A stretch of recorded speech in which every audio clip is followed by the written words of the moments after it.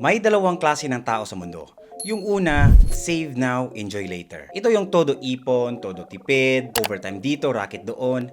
Laging iniisip, tiis mo na ngayon para sa future. Kumbaga, every peso iniipon, ini-invest at halos walang ginagastos para sa sarili. Yung pangalawa naman, enjoy now, broke later. Ito yung YOLO mindset. Travel dito, kain doon, shopping everywhere. Buhay na parang walang bukas. Minsan nga, wala nang ipon kahit na piso para sa retirement. Pero, paano kung may third option? Yung hindi ka masyadong sobrang tipid, pero hindi ka rin nauubusan. May investments ka, pero may memories ka rin na babalikan. Sa video na to, isi-share ko sa inyo ang mindset mula sa isang paboritong libro ko na totally nagpabago sa paraan namin mag-handle ng life and finances. At kung paano rin pwedeng mabuhay na walang regrets. Hindi lang natin pag-uusapan ang konsepto ng libro, ibabahagi ko rin ang practical tips mula mismo dito. Ito yung mga simpleng steps na pwede mong simulan ngayon para ma-enjoy mo yung life habang sabay inaalagaan ang future mo.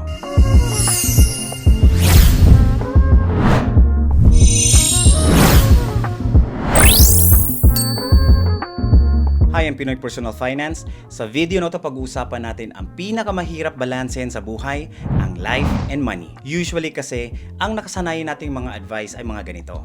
Mag-ipon ka ng todo-todo, mag-build ka ng malaking retirement fund, at mag-iwan ka ng mana para sa mga anak mo. Pero, ang approach na ipapakita ko sa inyo ay ibang-iba. Hindi ito tungkol sa padamihan ng ipon o pahabaan ng retirement fund, kundi kung paano mo magagamit ang pera para masulit mo ang buhay gaya ng natutunan ko sa isang paborito kong libro. Ang mindset na to ay tungkol sa paggamit ng pera habang buhay ka pa, para talagang ma-enjoy mo ito. Pag-usapan muna natin ang tungkol sa dalawang choices na to. Madalas kasi, napupunta tayo sa isang choice lang. It's either masyado tayong save now, enjoy later type, kasi baka dumating ang panahon na may pera ka nga, pero wala ka namang oras o lakas para gamitin ito. Kapag naman enjoy now, broke later, masaya ka sa simula, pero unti-unti kang mababaon sa utang o mawawalan ka ng pang-retirement. Ang hirap kasi. Gusto nating i-secure ang future pero gusto rin natin i-enjoy ang present. Dati kasi, ako din yung tipo ng tao na magastos. Bagong sapatos, damit na may tags kahit hindi ginagamit, mga bagong gadgets, always bili ng bili. Pero nung nag-asawa naman ako, biglang nag-shift. Sobrang tipid mode naman, every cents tinatrack, always lang nakafocus sa ipon at investments. Akala ko, yun na ang tamang diskarte. Pero napansin ko, kahit may ipon ako, palagi pa rin akong pagod at ang masakit pa, hindi ko na-i-enjoy yung buhay. Doon ko na-realize, hindi pala sapat ang puro ipon at invest lang.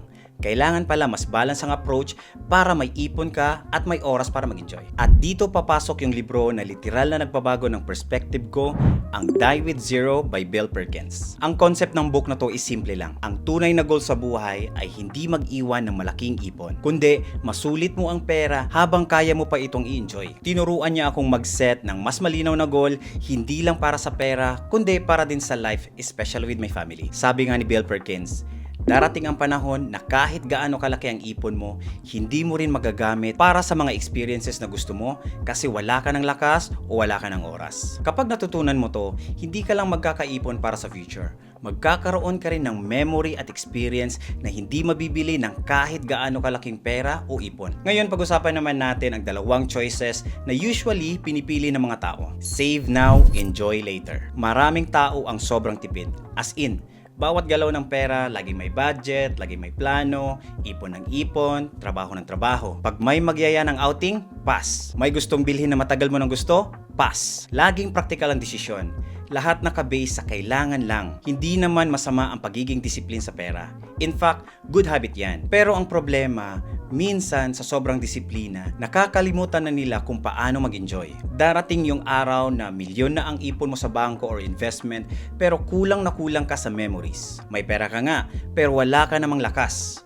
Wala ka ng oras at gaya ng sabi ng Die with Zero, minsan hindi pera ang kulang, kundi pagkakataon. Ayon sa 2024 Business Insider, maraming mga retirees ang nagsisisi habang kaya pa nila. At ito yung mga madalas nilang sinasabi. I wish I traveled more. Sana hindi ako puro overtime. Sana mas nag-spend ako ng oras sa pamilya. At ayon pa sa data, 1 out of 3 retirees ang nagsasabing nagsisisi sila kasi sa sobrang pagtatrabaho nila, hindi na nila na-enjoy ang buhay habang may oras pa sila at may energy pa. May pera ka nga, pero wala ka ng lakas at wala ka ng oras. Hindi mo na maibabalik ang mga panahon na pwede sanang gawing masaya, makulay at puno ng kwento. Kaya me and my wife made a choice. Hindi kami maghihintay ng retirement bago mag-enjoy, pero hindi rin kami gagastos ng walang plano. We live below our means. Pero we say yes to making memories like simple travels na nagbibigay ng bagong experience, quality time with family na walang katumbas ang halaga, small adventures na nagbibigay ng kulay sa kwento ng buhay namin. Kasi kung puro ipon ka lang,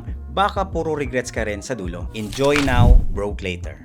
On the other side naman, marami ring mga kabataan ngayon ang may mga mindset na trabaho para mag-enjoy kasi gusto mag-travel, mag-shopping, food trip, gadgets, at sabi nila, they deserve it. At to be fair, walang masama ang reward sa sarili. After all, trabaho ka ng trabaho, gusto mo rin makita ang bunga ng pinaghirapan mo. Lalo na kung lumaki ka sa isang pamilya na hindi basta-basta nakaka-experience ng ganitong mga bagay. Normal lang kung gusto mong ibigay sa sarili mo ang mga luho at experience na dati pangarap mo lang. Pero, ito ang reality check. Paano kung may emergency bukas? Paano kung mawalan ka ng trabaho bigla? Paano kung may magkasakit sa pamilya mo? According to the Manulife Asia Care Survey 2024, only 39% of the Filipinos ay may enough savings para sa mga emergencies. Ibig sabihin, 61% ang walang safety net o walang emergency fund. Kapag nangyari yan, madalas nauuwi sa paggamit ng credit card na may mataas na interes, paghiram ng pera sa kaibigan o kamag-anak, o pagbenta ng mga gamit para sa panggastos. At doon pumapasok ang stress, worry at minsan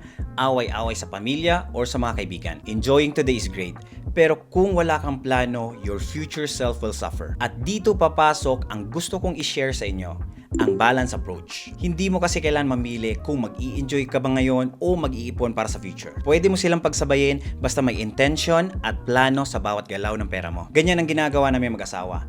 Meron kaming strict na budget para alam namin kung saan napupunta ang pera. May nakalaan kami na account para sa fun and guilt-free spending na hindi sinisira ang financial goals namin. May savings for emergency at may malinaw na plano para sa retirement. Para sa amin kasi, ang totoong financial freedom ay hindi yung malaki ang ipon sa bangko, kundi yung kaya mong i-enjoy ang buhay ngayon nang walang takot na magiging broke ka bukas. Ang mindset namin is simple lang. Enjoy within your means, save beyond your comfort. Ibig sabihin, maglaan ka ng pera para sa happiness mo ngayon, pero huwag mo din kalipunang mag-ipon at mag-invest ng mas malaki kaysa sa nakasanayan mo. Ang core message ng Die With Zero ay spend your money on meaningful experiences, but don't spend blindly. Plan with intention kasi lahat tayo may hangganan ang oras at lakas. Kung maghihintay ka lang ng perfect time para mag-enjoy, baka dumating ang araw na may pera ka nga pero wala ka ng panahon or strong body para gawin ang mga bagay na gusto mo. Pero kung gagastos ka naman ngayon sa experience at memories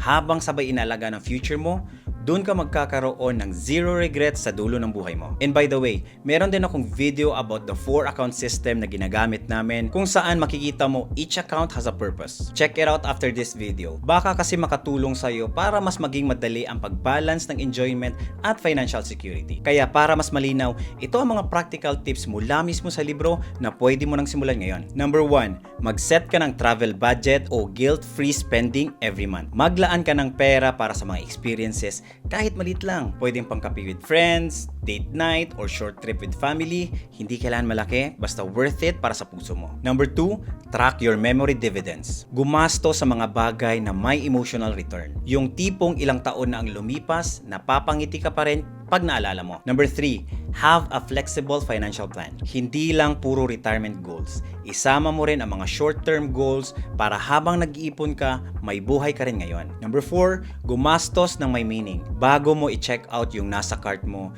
tanungin mo muna ang sarili mo. Will this make my life richer in meaning? Kung oo, go. Kung hindi naman, baka impulse buying lang yan. We spend our youth trading time for money, only to grow and realize na sana pala ginamit din natin ang pera para makabili ng oras. Don't wait until 65 bago mo maranasan ang totoong buhay. Don't build wealth only to die full of regrets. At the end kasi, it's not about dying rich.